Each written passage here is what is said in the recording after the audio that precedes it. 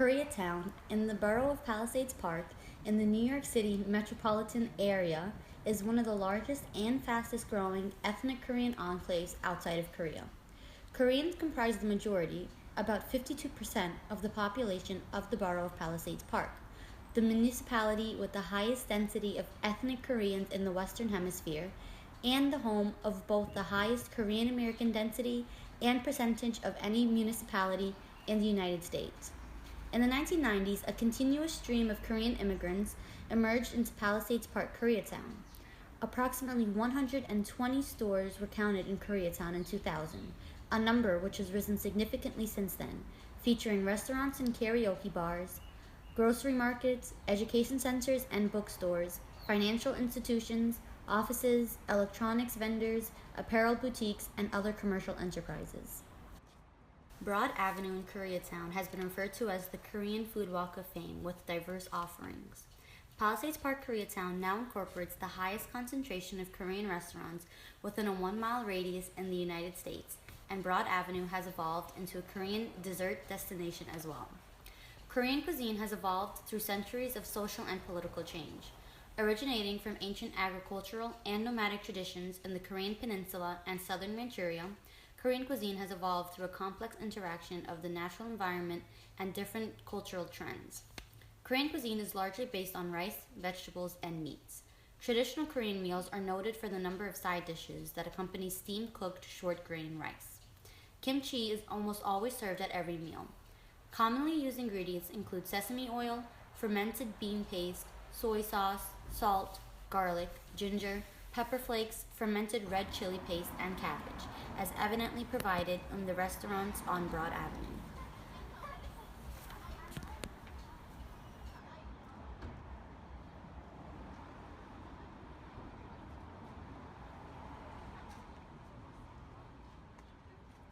Our cultural exploration begins at Somun Nanjip. We will explore the impact of Korean culture in Palisades Park through the establishment of our 5-course meals with restaurants found on Broad Avenue. Our first course is known as amuse-bouche, which are dishes that could be eaten in one bite and ideally prepare the palate for the dinner to come.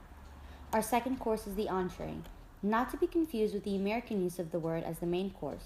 An entree is the appetizer or starter before the hot dishes, an entrance into the meal. Our third course is the main course, usually in the form of protein.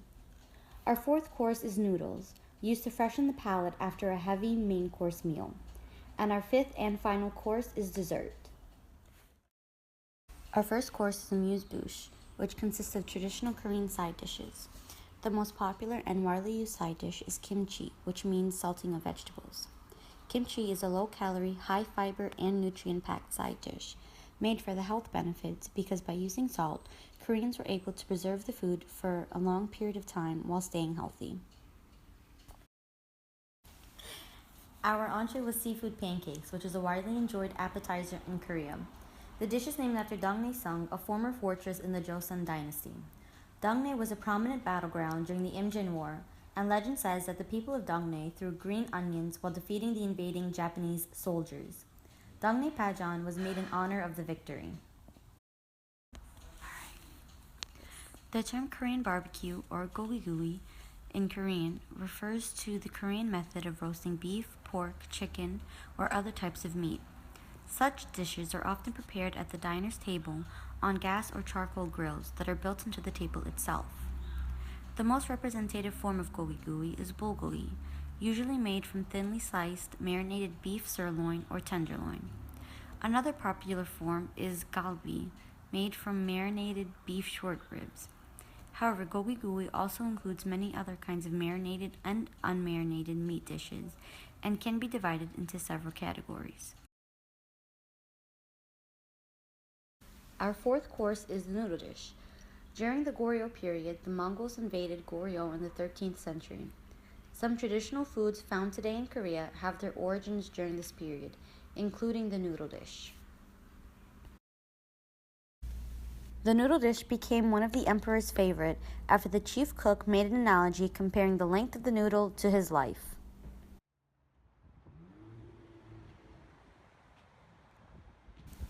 Our cultural exploration continues at Cafe Leah, known for their bingsu.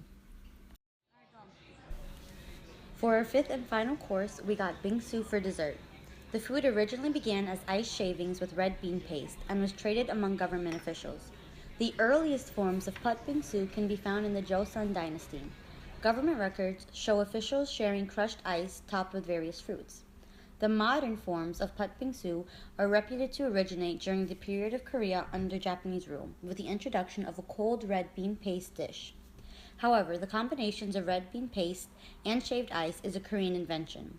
During the Korean War, foreign influence led to the inclusion of ingredients such as fruit cocktail, ice cream, fruits, nuts, cereal and syrups, and whipped cream. The pervasiveness of Korean culture in Palisades Park is reflected by the Korean cuisine explored through the restaurants on Broad Avenue in Palisades Park, New Jersey.